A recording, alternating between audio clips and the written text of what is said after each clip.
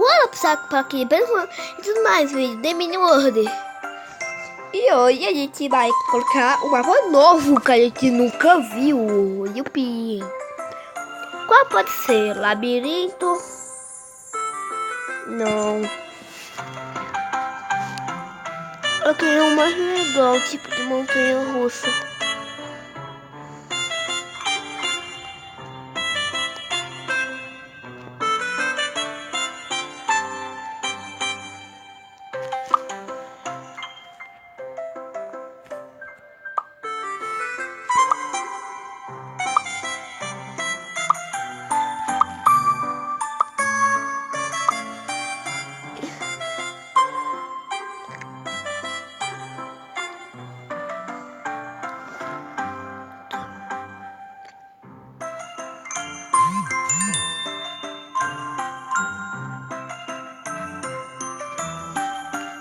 Vamos entrar, gente.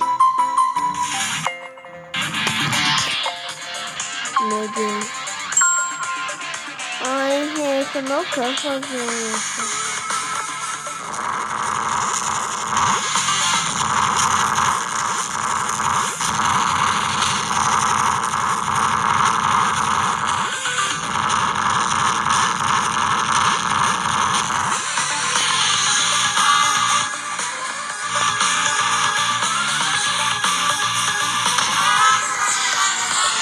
É muito difícil.